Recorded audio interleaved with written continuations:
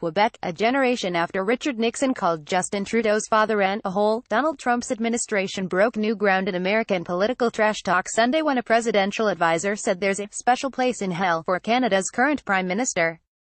The insult came in one of two blistering attacks by Trump's top aides for what they saw as Trudeau's betrayal of the president at the end of the weekend's G7 summit. Trudeau's comments, they said, undermined Trump on the verge of his summit with the leader of North Korea. They built on the momentum Trump started a day earlier when he fired Twitter salvos from Air Force One, hours after departing the G7 summit, calling Trudeau very dishonest and weak, among other things. The current Liberals responded in much the same manner as former Prime Minister Pierre Elliott Trudeau did upon learning of the 1971 insult by Nixon. "I've been called worse things by better people," said the elder Trudeau. On Sunday, Trudeau the younger demurred even more, choosing instead to send out messages of his own about democracy, women's empowerment and the environment. Foreign Affairs Minister Chrystia Freeland followed, with a bit of Latin in her response. She said, ad hominem attacks weren't useful. The accusations largely confirmed the worst-case scenarios the government had for the G7 summit it was hosting in the picturesque Charlevoix region of Quebec where Trump was making his Canadian debut. With German Chancellor Angela Merkel leaning in toward a seated Trump in the summit's iconic image, the G7 leaders managed to carve out a joint communiqué with some differences. Shortly after its release, Trump attacked Trudeau on Twitter over what he described as the Prime Minister's false statements during the closing G7 news conference, and the president announced the U.S. would no longer sign on. Based on Justin's false statements at his news conference, and the fact that Canada is charging massive tariffs to our U.S. farmers, workers and companies, I have instructed our U.S. reps not to endorse the communiqué as we look at tariffs on automobiles flooding the U.S. market. Donald J. Trump, at Real Donald Trump, June 9, 2018 p.m. Justin Trudeau of Canada acted so meek and mild during our G7 meetings only to give a news conference after I left saying that U.S. tariffs were kind of insulting and he will not be pushed around. Very dishonest. Our tariffs are in response to his of 270% on dairy. Donald J.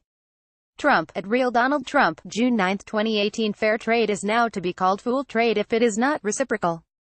According to a Canada release, they make almost $100 billion in trade with U.S. Guess they were bragging and got caught. Minimum is 17B. Tax dairy from us at 270%. Then Justin acts heard when called out. Donald J. Trump, at Real Donald Trump, June 11, 2018 Why should I, as President of the United States, allow countries to continue to make massive trade surpluses, as they have for decades, while our farmers, workers, Trump, at Real Donald Trump, June 11, 2018, and add to that the fact that the U.S. pays close to the entire cost of NATO protecting many of these same countries that rip us off on trade. They pay only a fraction of the cost and laugh. The European Union had a $151 billion surplus, should pay much more for military. Donald J. Trump, at Real Donald Trump, June 11, 2018, Germany pays 1%, slowly, of GDP towards NATO, while we pay 4% of a much larger GDP. Does anybody believe that makes sense? We protect Europe, which is good, at great financial loss, and then get unfairly clobbered on trade. Change is coming. Donald J. Trump, at Real Donald Trump, June 11, 2018 Sorry, we cannot let our friends, or enemies, take advantage of us on trade anymore. We must put the American worker first. Donald J. Trump, at Real Donald Trump, June 11, 2018 Trump's closest advisors added to the attack during televised interviews on Sunday. On CNN's State of the Union, Trump economic advisor Larry Kudlow said the White House was angered by Trudeau's comments during the news conference that Canada would stand up for itself and that recently imposed U.S.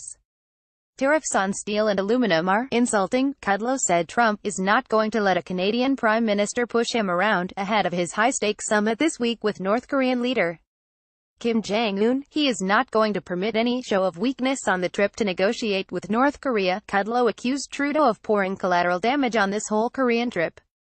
That was a part of Trudeau's mistake. Trudeau made an error.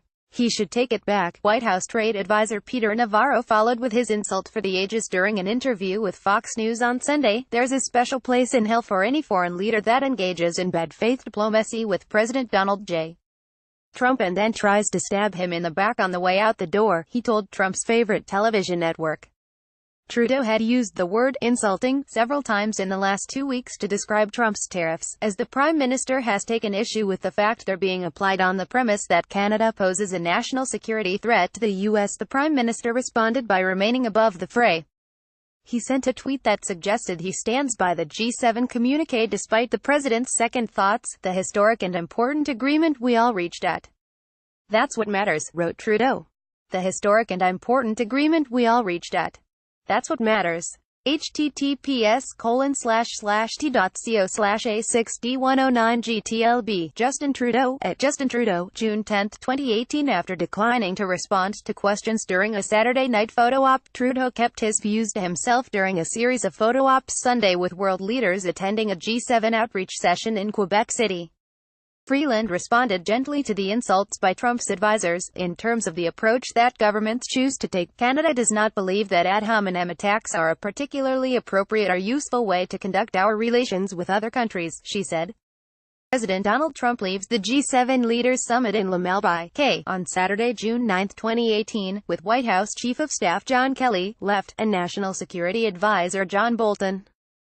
Sean Kilpatrick, the Canadian Press. In his earlier interview, Kudlow said he personally negotiated with Trudeau during the G7 summit in Quebec and insisted the U.S. agreed to the language in the communique in good faith. He described Trudeau's actions after the G7 summit as a sophomoric play. "He really kind of stabbed us in the back," Kudlow said. "He did a great disservice to the whole G7. He insisted, like Trump himself has done many times, that Canada has enormous tariffs itself, especially on certain dairy and food products." Trump infuriated his G7 allies recently by slapping them with the hefty tariffs on steel and aluminum, a move that prompted Canada and the European Union to threaten duties of their own. Support for Canada and its allies surfaced in the U.S., with Republican Arizona Sen. John McCain and ex-FBI Director James Comey, who Trump unceremoniously fired last year, took to Twitter to offer their support. "To our allies, bipartisan majorities of Americans remain pro-free trade, pro-globalization. Americans stand with you, even if our president doesn't." John McCain, at Sen. John McCain, June 10, 2018. "Our national security relationship with Canada is vital and saves American lives. It was built over generations and is bigger than any person or dispute. This too shall pass." pic.twitter.com/topuff2kjb. James Comey, at Comey, June 10, 2018. European G7 members also expressed solidarity with Trudeau.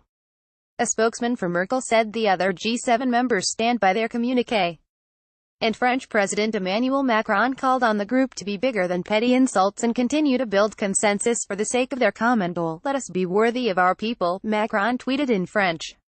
"It's for them that we work together. It's for them that we made strong commitments during this.